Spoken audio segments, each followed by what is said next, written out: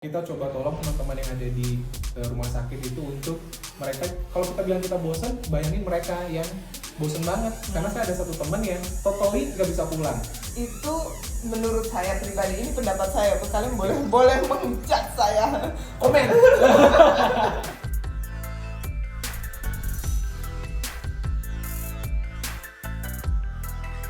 Selamat siang semuanya, kita balik lagi di Reres Bull ya. Dan untuk kali ini, kalau biasanya kalian melihat Karere yang wawancara, sekarang saya wawancara. Gak bisa. Tetap gue yang harus wawancara. Oke. Pokoknya kita bincang-bincang seru kali ini bareng sama Karere. Manggilnya apa sih, kakak atau enggak? Boleh ya? Boleh. Sama Karere, biar gue tetap berasa muda. Ya. Kita bakal bincang-bincang, kita seru-seruan pokoknya di kesempatan kali ini. Siap. Ya. Kalau biasanya dokter kalian wawancarain orang, ya kan? Biasanya nanya-nanya orang. Berarti kan masih siaran? Siaran masih, tapi hanya weekend. Jadi penyiar, kerja jadi MC, ya kan? Masih kerja di dinas. Betul, dinas pemerintahan lah ya. Dinas pemerintahan. Masih praktek juga. Masih praktek Gimana juga. bagi waktunya?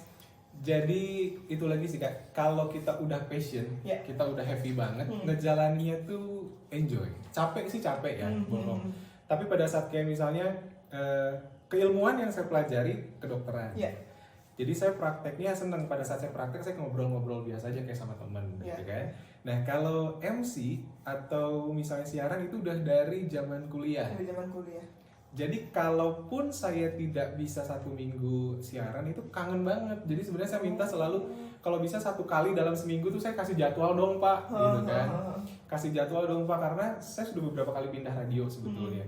Tapi di radio yang sekarang itu buat saya lebih fleksibel sehingga saya bisa bertahan 10 tahun di radio yang sekarang. Wow, boleh disebut nggak? Di Maestro.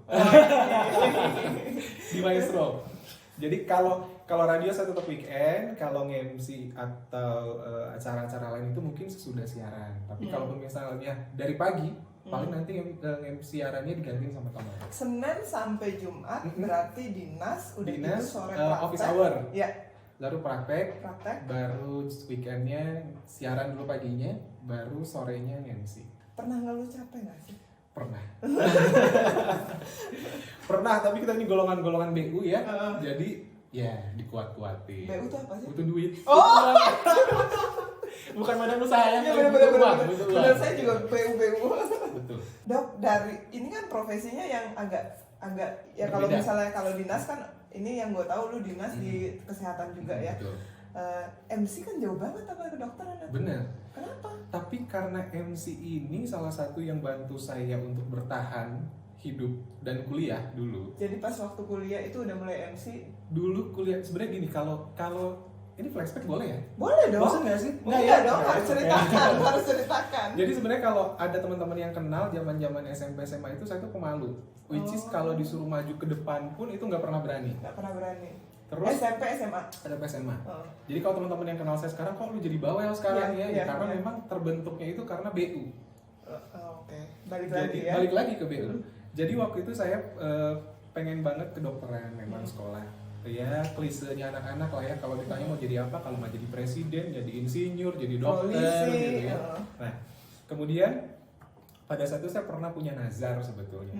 God, kalau misalnya saya keterima di kedokteran, saya mau ngajar anak-anak sekolah minggu. Dulu begitu. Oke. Padahal tidak ada basic sama sekali. Iya. Akhirnya masuk. Harus jalani nazar dong. Iya dong. Gak mungkin enggak kan. Akhirnya mengajarlah saya di sana. Mengajarlah saya di sana. Sampai akhirnya dengan basic masih malu-malu. Ya. Sementara mengajar anak-anak itu kita harus joget-joget, harus cerewet dan segala macam. Akhirnya dipaksa lah. Nah, dipaksa, kemudian ada satu momen which is acara anak-anak muda. Jadi pemuda-pemudi gitu. Kemudian pemuda-pemudi ini MC-nya sakit. MC sakit, kemudian secara tidak langsung 1 hari menjelang hari H saya di calling, kamu MC gantiin MC yang sakit. Gak ada basic sama sekali. Gak ada dong ya. Akhirnya saya masuk, ternyata di acara itu ada teman-teman kampus. Nah teman-teman kampus melihat ternyata, si Roy ternyata bisa nge-MC ya. Kok dulu-dulu nggak bisa gitu. Nggak gelagapan dulu tuh awalnya. Pasti. Catatan tuh udah panjang Kak, udah kayak bikin resep kali resep obat. Habis dari situ di kampus pas ada acara saya jadi MC. Waktu itu ada satu acara besar saya MC sama Aming. Saya tidak ada basic, kemudian suruh MC sama Aming. Wow. Tapi ya itu sih mungkin udah jalannya juga. TikTok dapet setiap ada acara di kampus dipakai terus. Gitu. Itu baru MC. Iseng-iseng waktu itu saya ini juga pendengar setia radio, tapi tidak berani untuk siaran. Iya. Nah, kemudian gimana caranya supaya saya itu bisa MC agak enakeun lah gitu ya. Akhirnya ada broadcasting workshop salah satu radio di Bandung. Itu sekeras batu ya. Hard rock lah. Aku tahu. Pendirinya aku tahu. Tahu ya. Hard rock waktu itu masih ada Panji Pragiwaksono, masih ada Tike Priatnakusuma. Mereka buka kursus untuk public speaking. Ikutlah saya mendaftar tanpa orang tua tahu waktu itu. Diam-diam karena orang tua itu. Iya, karena orang tua itu basicnya gini. Lu sekolah kedokteran, which is itu nggak gampang, itu susah, mahal. lulus tepat waktu gitu loh. Karena kita dari basic keluarga yang biasa-biasa aja. Untuk masukin kamu ke kedokteran itu juga butuh effort yang besar gitu kan. Jadi belajar yang benar aja. Tapi saya tetap nekat waktu itu. Akhirnya pada saat keterima, ternyata radio ini mau buka cabang radio Jakarta yang baru, radio anak Indonesia. Dari 40 apa 60 orang kita ikutan, ternyata mereka kayak bikin surprise 8 orang terbaik menurut mereka itu diajak untuk siaran di radio. Jadi lu nomor 1 gue. Wow. Saat itu gitu ya. Akhirnya disitulah saya perkenalan dengan dunia radio. Jadi setiap ada Obi fan yang mampir ke kampus, saya selalu datang nongkrong. Setiap ada request lagu di jalan, itu selalu gua telepon. Itu radio manapun. Ada kuis apapun saya ikut. Jadi pada saat saya kuliah itu saya berkenalan dengan beberapa penyiar-penyiar radio di Kota Bandung. Sesudah itu ya disitulah mulai jalannya. Kemudian sempat break dulu karena koas tidak mungkin ngapa-ngapain. Sesudah itu koas sempat sebetulnya. Koas itu sempat jadi mengisi acara di Radio Cevi. Gak apa-apa lah ya? Gak apa-apa, sebutin aja. Cevi udah gak ada. Iya harus ada. Yang disebut-sebutin kan banyak. Sempat di Radio Cevi itu rubrik kesehatan. Karena basic saya dokter gitu ya. Rubrik kesehatan, kemudian saya harus penelitian ke daerah Subang. Jadi break semua 3 bulan. Tapi saya cinta banget sama dunia radio. Entah gimana caranya saya lobby puskesmas di Subang supaya saya bisa mengisi rubrik kesehatan di Radio Subang Pamanukan. Isilah saya selama 3 bulan. Pokoknya intinya lu nggak bisa diem aja ya. Selalu cari celah. Seneng karena memang dari situ juga kasih, walaupun memang usia ya namanya juga orang masih baru-baru MC lah kan. Cuman dapat 100.000, 200.000 bahkan nasi kotak itu udah happy banget. Udah happy pisan ya. Udah happy banget. Jadi sekali-kalinya nge-MC juga waktu itu di acara HIV AIDS masuk koran. Masuk koran dengan segede-gedenya megang mic gitu. Itu udah happy banget. Bangga banget. Iya dong. Itu pun jadi kalau dulu zaman kuliah itu dicek. Usia berapa waktu itu? Waktu itu masuk koran pertama kali itu? Koran pertama itu berarti sekitar 21 22. 21 di gue lebih kalah dari lu ya. Gue masuk majalah 24. Situ model. Kagak. Aduh thank you. Bukan. Gue waktu itu salah satu di majalah temen gue. Jadi gue pengusaha muda waktu itu di usia gue 24. Situ lebih muda. Situ pengusaha muda, sini berusaha biar muda ya. Ada perbedaan. Tetap keren. Jadi, tapi sambil kuliah itu sebenarnya, mama kalau papa kalau lihat maafkan anakmu ini ya. Dulu juga saya pernah diam-diam jadi badut. Jadi selama kuliah itu ada tawaran nih jadi ini kalau siaran kalau interview MC ya kita nggak perlu nanya, dia ceritain apa gitu aja. Udah kayaknya gua nggak perlu siapin pertanyaan, dia ceritain aja kayak pokoknya orang tua itu taunya lu kuliah sekolah bener karena kedokteran nggak gampang, masuknya pun orang tua lu bukan di Bandung? Orang tua di Bandung. Tapi karena gini, kalau kuliah kedokteran itu jadwal nggak tentu Kak. Lu ke praktikum, terus ada space 3 jam, lu baru praktikum lagi, baru gitu-gitulah sampai malam. Jadi dulu di sela-sela waktu kosong itu saya sempetin, bukan waktu kosong sih sebetulnya, udah pulang jam 2 siang. Tapi saya ngakunya masih ada kuliah. Oke. Padahal saya jadi badut. Jadi badut waktu itu ada program kayak bubur bayi. Iya. Bubur bayi, jadi acaranya adalah dokter-dokter anak, kemudian ada orang tua, ada anak-anak juga. Jadi saya harus pakai baju badut dan itu harus joget-joget di tengah-tengah Nggak lapang. malu? Lu kan dokter dong, calon dokter dong. Nggak ada capnya. Nggak ada capnya. Iya sih. Buat Tapi aku- kan tetap gengsi anak muda kan berbeda. Mungkin itulah gelora anak muda. Iya. Jadi pokoknya semangat lah ya gelora. Pokoknya semangat. Saya sampai nanya dibayar berapa sih sebenarnya waktu itu jadi badut. Pokoknya lu dapat nasi kotak. Oke, habis itu lu dibayar katanya waktu itu 150.000. Waktu itu ya. Akhirnya joget kurang lebih 4 sampai 5 jam lah jadi badut. Capek juga dan panas ternyata. Luar biasa lah itu orang-orang yang bekerja seperti itu. Kemudian disitulah saya ngerasain sesudah kita kerja, kita ngantri untuk dapat nasi kotak dan uang di amplop. Yang dibagiin free. Dibagiin. Jadi kita ngantri ini sudah kerja, kita ngantri dapat nasi, terus berikutnya ini uangnya, dapat Iya. nasi, ini uangnya. Iya. Itu saya baru ngerasain di situ. Oke. Ternyata kayak gitu bekerja, ya. Terus ya itu dia sih yang bikin saya selalu berusaha untuk berani tampil karena dari dulu seperti saya bilang saya nggak berani untuk tampil ke depan pun saya nggak berani. Sampai akhirnya momen-momen seperti itulah yang mendorong saya untuk berani tampil. Lu berapa bersaudara sih di keluarga? Gua 3 bersaudara. 3 bersaudara. Lu bontot atau? Gua anak pertama. Oke. Anak pertama, which is mama cuma PNS. Iya, Ya. Jadi seorang ibu yang kerja di puskesmas harus membesarkan 3 orang anak dan 3 anak ini sekolah swasta waktu itu. Berarti saya kuliah swasta. Adik saya swasta, yang cewek juga swasta. Dan berdekatan. Aku di bawah aku 6 tahun, dia di bawahnya dia lagi 11 tahun. Jadi aku sama yang bungsu beda 17 tahun. Gitu. Gitu loh Kak, kurang lebih. Jadi kalau dibilang niat Gua nggak bisa banget nanya itu apa lagi juga nih. semuanya karena kebetulan dan terpaksa. Sekarang orang tua tahu kerjaannya. Oh justru orang tua sekarang support Support banget. karena tahu gitu ternyata lu bisa juga nggak malu-maluin Dan banget bangga lah. lah ya sekarang ya. Lu nggak berencana ngambil spesialis itu? Kalau spesialis sudah pernah, sekalian lagi panjang lagi nih, nggak pernah ngambil spesialis tapi ya mungkin belum jalannya. Saya sempat 4 bulan di Medan, kemudian gagal, balik ke Bandung. Saya bilang kalaupun saya nggak sempat ambil spesialis, saya akan sekolah S2 tanpa minta bantuan dari orang tua. Amin. Dan thanks God akhirnya sudah tercapai S2-nya. Jurusan? Hukum kesehatan. Hukum lagi ya, Hukum kesehatan. Karena Dulu waktu sebelum kuliah saya keterima di 3 jurusan yang berbeda. dan itu biaya sendiri S2. Biaya sendiri. Wow. Biaya sendiri dan saya ngambil kuliahnya yang weekend. Jadi kuliah kayak kelas satelit gitu kan. Yeah. Dia kampusnya di Semarang, tapi kita kelas Bandung, tapi per 2 bulan sekali kita harus ke Semarang, kita ujian di Semarang, wisuda pun kita di Semarang. Ini bolak-balik. Di weekend, Sabtu Minggu, Sabtu Minggu. Udah pernah punya tantangan nggak sih jadi MC? Tadi kan udah ceritain malu gitu kan, terus udah gitu pernah ngantri gitu kan, pernah cari-cari celah di Subang waktu praktek gitu.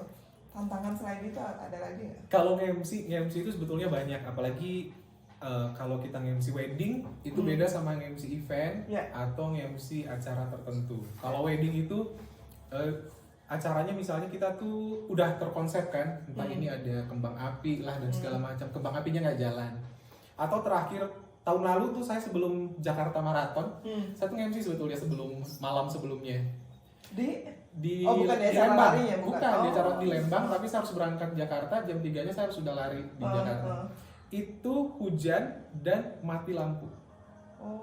Jadi betul-betul hujan, tiba-tiba mati lampu, sementara itu outdoor. Jadi lu harus teriak-teriak dong. Nggak pakai Selain mic, gua teriak, itu acaranya pas mau wedding dance dan wedding kiss. Akhirnya kita putar balik. Caranya adalah saya minta untuk para undangan yang hadir untuk nyalain flashlight dari handphonenya. Jadi di tengah-tengah MC, di tengah-tengah kesulitan lu harus berpikir seketika. Itu tantangannya. Kalau oke. wedding salah satunya. Kalau misalnya kemarin Event. event kayak kemarin saya nge-MC acara partai. Acara partai besar tuh di Kota Bandung. Itu event itu berubah bisa 180 derajat. Artinya kita udah ada rundown nih, Yeah. tapi karena itu banyak kepentingan politik, Oke. ada pejabat-pejabat penting, acara yang dari jam berapa molor jadi jam sekian, kemudian 100% acara berubah, itu juga luar biasa. Dan tiba-tiba banyak nyelipin apa-apa. Bukan nyelipin lagi. Rundown itu saya pegang, tapi saya cuma nanya gini, habis ini apa Pak? Oh, iya. oke. Habis ini apa lagi? Soalnya nggak ada satupun yang sesuai sama rundown, jadi percuma gitu Iya, kan. iya. Terus tantangan lainnya adalah saya pernah dimarahi teman-teman MC, Hmm. terutama MC wedding. Ya. Kenapa? Karena katanya saya jatuhin harga. Oh. Jadi Jadi ada rate-nya gitu. ada, maksudnya gini, untuk teman-teman MC wedding buat saya itu mereka luar biasa, mereka punya apa ya, komitmen yang luar biasa, punya standar yang luar biasa. Ya. Karena saya tidak ikut pameran MC, saya tidak ikut satu IO yang tergabung untuk MC karena wedding. buat saya that's not my main job. Iya. Itu bukan pekerjaan utama saya. Jadi biasanya itu orang minta saya MC kalau tidak lihat beberapa video atau mungkin mereka sempat hadir di acara Atau nggak teman tertentu. ke teman. Nah, apa mau juga gitu kan. Nah, kemudian pada saat dia nggak bisa nge-MC, dia telepon saya. Dok, saya mau ngasih job wedding nih. Kira-kira dokter bisa nggak tanggal berapa, tanggal sekian? Oh, saya masih kosong. Oke. Saya kasih job, harga lu berapa? Katanya gitu kan. Saya kasih harga yang ternyata saya baru tahu harga saya kasih itu adalah 1/4 harga dia. Wow. Jadi dia ngamuk dong. Dia ngamuk, dia bilang, gila lu, gue bilang, gila lu, nggak bisa kayak gitu. Gue naikin sekian ya, katanya. Nggak kemahalan, buat gue tuh kemahalan kan, karena maksudnya gue biasa main di harga-harga segitu kan. Udah, pokoknya gue tawarin segitu. Tapi kalau kliennya nggak mau, nggak apa-apa ya, nggak usah dipaksa. Malah gue yang takut. Oke. Tapi ternyata thanks Karena lu God, nggak tahu pasaran kan? karena gue nggak ngejar itu Iya, kan. iya. Karena kualitas gue sama teman-teman yang sudah rutin tiap minggu gitu ya, buat saya beda gitu Iya, loh. iya. Karena mungkin saya nggak tiap minggu, tapi tiap bulan ada lah gitu ya. Beda sama mereka. Akhirnya ditawarin 2 kali dari harga saya, berarti setengahnya harga dia, dan si klien thanks God mau. Akhirnya sudah gitu. Lagi heboh dengan pandemi ini, Betul. ya kan? Berarti lu masih aktivitas full. Masih. Senin sampai Sabtu kadang-kadang ya, ya kan? Betul. Gimana cara lu jaga kondisi tubuh? Oke. Kalau sekarang thanks God itu dari kantor itu ada work from home. Jadi ada beberapa hal-hal yang bisa saya kerjakan dari rumah. Tapi karena saya masih berhubungan Yang dinas ini. yang berarti dinas. Tapi ada karena saya dinas ini pun berhubungan dengan rumah sakit. Ya. Jadi saya tetap waktu ke kantor. Nah, Jadi nggak full ya? nggak full. Tapi kalau untuk praktek di rumah, saya tetap jaga dengan APD, kemudian semua lengkap ya, hazmat, kemudian penutup wajah, handscoon, sarung tangan, semua itu tetap, masker tetap. Untuk menjaga kondisi tubuh, kita nggak boleh keluar. Iya. Kita nggak bisa ngapa-ngapain ya, stay at home ya. Karena kalau saya bilang berkapa kali saya cerita, sebetulnya bukan dokter-dokter atau tenaga medis itu jadi lini pertama. Iya. Buat saya tuh lini pertama tuh kita yang ada di rumah. Karena kalau sampai kita nggak bisa jaga, itu baru kasihanlah teman-teman yang medis gitu. Jadi Kecuali memang harus benar-benar keluar dari Nah, mana itu. itu dia. Tapi kalau nggak penting-penting amat, stay at home. janganlah, karena kan sekarang di rumah banyak bisa kita kerjakan. Kalau saya di rumah, kebetulan rumah ada kurang lebih segini lah jaraknya Kak. Iya. Sebenarnya bukan rumah ya itu ya. Di bawah itu tempat klinik, tempat praktek. Tapi ada lorong yang menghubungkan kamar inap, karena ibu saya bidan. Iya. Jadi ada ruang bersalin juga. Antara ruang dengan ruang itu ada sedikit lorong, kurang lebih sekitar 5-7 meter lah jaraknya. Saya tuh rutin lari bolak-balik 8 sampai Di lorong itu sampai 9 kilo, 10 kilo. Jadi kurang sejam. Tapi daripada gak ada kerja juga kan. Iya. Bolak-balik. Bosen nggak sih? Banget. Yang biasa lari di luar. Kita ketemu terakhir lari-lari ya. Iya. Biasa lari Itu di masih luar. belum parah banget. Itu belum parah, tapi sesudah itu kan stop. Iya, stop. Nah, kemudian kalau nggak seperti itu, banyak juga workout live Instagram. Saya ikutan seperti itu. Atau dari komunitas lari juga kan suka dikasih tuh latihan segala macam. Saya coba dari Di situ. channel saya juga loh. Ada ya? Ada. Siapa yang sebelumnya? Anas. Vidi. Oh iya. Anas suruh ikutan nggak mau deh, Vidi. Kenapa Anas mau ikutan? Gue minta tolong sama Vidi, berbagi dong gerakan-gerakan yang ya maksudnya kemarin buat tangan dan perut yang bisa di rumah gitu. Iya. Perempuan yang bawa perut Betul, pastinya. betul. Itu dia. Nah, ya udah akhirnya kemarin Vidi mau datang dan dia bilang kerjaannya juga lagi 50% off gitu. Iya, karena ini juga hubungannya sama Ya, hotel, ya. tapi hotelnya masih dipakai untuk dokter-dokter. Untuk acara-acara jadi dia seminggu kerja, seminggu off gitu. Fit, kapan lagi dikasih job di hotelnya, Fit? Pernah nggak MC di hotelnya, Fit? Pernah? Pernah. Acara seminar ya. Ngaruh nggak sekarang MC ini? Kemarin itu saya sempat dapat tawaran MC race Ya. sebetulnya di salah satu kota ya. Itu untuk 3 hari kan. Tapi cancel semuanya. Terus untuk saya mengisi sebagai pembicara juga kemarin untuk masalah kesehatan itu juga cancel. Tapi untungnya waktu itu di cancel, jadi dia meng-cancel di hari Kamis, acara cancel hari Rabu, acara waktu itu hari Sabtu kan. Cancel hari Rabu, tapi di Kamis saya diminta untuk ngisi talk show di radio di Kota Bandung. Jadi oke lah gitu, masih bisa lah gitu. Emang berkurang sih, tapi buat saya it's okay lah. It's okay lah, so far masih rezeki mah nggak kemana lah gitu ya. Toh kita coba tolong teman-teman yang ada di rumah sakit itu untuk mereka, kalau kita bilang kita bosen, bayangin mereka yang bosen banget. Karena saya ada satu teman yang totally nggak bisa pulang. Begitu selesai pun mereka harus di asrama di belakang rumah sakit. Karena mereka kan nggak bisa kemana-mana, karena mereka ada kontak langsung. Jadi mereka sendiri pun udah langsung ODP, PDP gitu kan, bahkan OTG. Jadi mereka sendiri pun kangen sama keluarga, apalagi sampai kita. Kapan sih itu? I don't know, kalau sampai kapan. Selama kita aware, kita patuh. Kalau saya rasa sih sebenarnya nggak akan lama-lama ya. Nggak akan lama ya. Nggak akan lama-lama. Mudah-mudahan juga nggak lama. So far sih di Italia sekarang nggak nambah gitu, nggak nambah, jadi belum berkurang banyak signifikan, tapi dia nggak nambah. Tapi dia total lockdown kan? Iya, total lockdown. Iya. Total lockdownnya dia telat sih memang, tapi kultur berbeda lah. Betul. Saya pikir Indonesia udah lumayan lah dok segini mah. Sebetulnya mereka bisa. udah menaati gitu kan, baik di jalan. Saya nggak tahu sih kalau di Italia sana ada gang-gang kayak rumah-rumah kita nggak sih? Iya. Mereka juga. Dan ini kayak gedung ke gedung tuh kayak gini ya. Gang kecil gitu kan, jadi gedung ke gedung kayak Jakarta. Kalau rumah kan di gang-gang kan, jadi kalau untuk rumah-rumah yang pinggir jalan itu benar-benar kalau menurut aku udah aman lah, udah safe ya. Sementara di gang-gang ini itu masih aktivitas seperti ketemu biasa. Orang, ya. Anak-anak masih dibiarin main gitu aja. Kemudian memang warung-warung buka oke lah gitu ya, tapi kebutuhan kalaupun orang sebenarnya biasa aja nggak apa-apa, masih ada yang nongkrong di warung-warung gitu loh. Sebenarnya mungkin kayak gitu tingkat kesadaran sebetulnya. Jadi harus disadarkan bahwa benar-benar kita harus di rumah kalau tidak ada kepentingan yang mendesak. Setuju ya. Untuk karir sendiri sekarang nih, seorang pengusaha dituntut untuk lebih kreatif nggak sih sebenarnya? Banget. Dan deg-degannya juga 2 kali lipat ya. Kenapa tuh 2 kali lipat karir? Ya kayak misalnya kita kan punya karyawan ya, dan karyawan kita lebih dari 10 gitu kan. Nah, satu karyawan kita harus masuk. Jadi ada beberapa nih minggu pertama nih mereka oke nih. Mereka nggak bilang nih kan sama saya. Nah, minggu kedua udah mulai nih ada yang ngeyel gitu. Oh, saya harus ketemu saudara saya. Oh, saya harus ketemu mama saya, siapa saudaranya yang ada di rumah sakit. Jadi kan kita juga deg-degan ya dok ya. Jadi saya akhirnya gue bilang saya membuka company, maksudnya membuka kantor supaya kalian di rumah dan di kantor. Saya tidak menyarankan kalian kemana-mana. Bahkan deg-degan saya kadang-kadang akhirnya kita ketentuan pemerintah yang bikin surprise ya. Waduh, berdampak nggak nih secara ekonomi, materi, secara kebijakan gitu kan. Nah yang ketiga adalah kesehatan mereka ya. Itu juga jadi consideran saya. Jadi yang biasanya nggak ada sarapan, saya kasih sarapan tiap pagi. Yang penting perut kenyang dulu ya, orang Indonesia kan.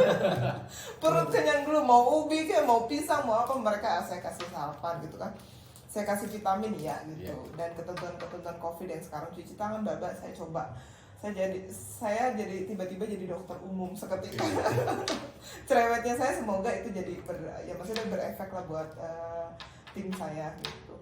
Ya kayak dokter bilang ya iyalah ini roller coaster ya buat pengusaha, bukan buat semua aja, buat kita juga gimana caranya bulan depan kita harus gaji THR gitu kan, bonus, atau mungkin sebagian juga kontrak yang harus kita up salary-nya.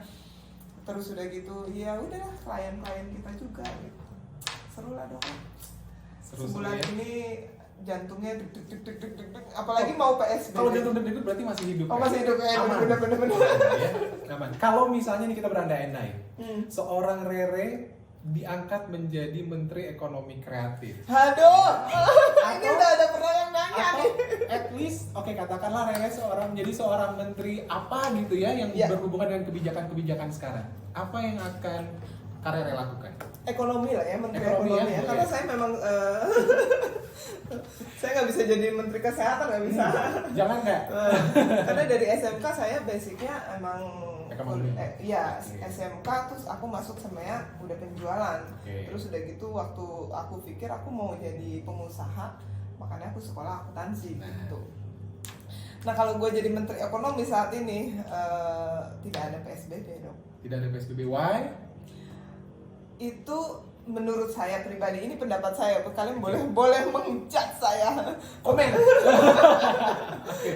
Jadi kalau negara suami saya Jerman sudah siap dengan segala ketentuan lockdown ya, mau apa segala macam, bahkan mereka udah siap dengan Lufthansa, teknologinya Lufthansa aja sekalipun sekarang mandek gak ada penerbangan, mereka masih bisa invest in something gitu. Kalau ekonomi kita belum siap tuh. Jadi saya pikir dengan ada wacana yang Jokowi ya kayak kemarin dia bilang ya sudah kita work from home, ya sudah itu menurut saya sudah cukup gitu. Dan beberapa mungkin yang saya akan lakukan kerjasama dengan pemerintah, saya udah kayak menteri ya ngomongnya. Nah yang saya lakukan adalah saya akan membuka pos-pos di setiap desa, perkampungan, di setiap kota-kota kecil untuk bisa mereka kita sediain fasilitas kesehatan, check up, tes kayak gitu. Nah tapi tidak melockdown kotanya karena banyak banget tuh dampaknya orang-orang kecil di bawah kita gitu.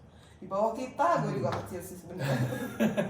Kayak misalnya yang orang-orang sehari-hari kayak dokter bilang kan, dokter itu orang-orang di gang masih bla bla, tapi kita juga tidak bisa menyetop mereka. Mereka mau dapat harian dari mana? Kayak di depan saya masih ada buruh tukang bangunan gitu. Kayak tukang bangunan kemarin jual apa, beberapa mas saya misalnya tukang jual tomat gitu karena mertuanya katanya tukang kebun, saya beli gitu. Saya beli ya, at least mereka masih mau bekerja dan punya sampingan gitu. Nah kalau yang beberapa kayak teman saya beberapa kontraktor di-cut proyeknya, tukang bangunan pulang, itu sudah berapa puluh tukang bangunan. Belum lagi ada beberapa, sektor yang memang harus di stop ya. Sektor yang mau di stop karena bukan dampak ekonomi. Contoh pariwisata, itu udah berapa ratus tuh. Benar-benar. Bali aja udah mati ya sekarang ya. Salah satu teman saya pengusaha di Bandung itu udah 500 karyawannya dia harus kerja dari rumah selama 3 bulan. Itu bukan mental yang mudah buat pengusaha ngadepin 500 karyawan gitu. Jadi mereka juga benar-benar dihadapkan dengan situasi yang down ya.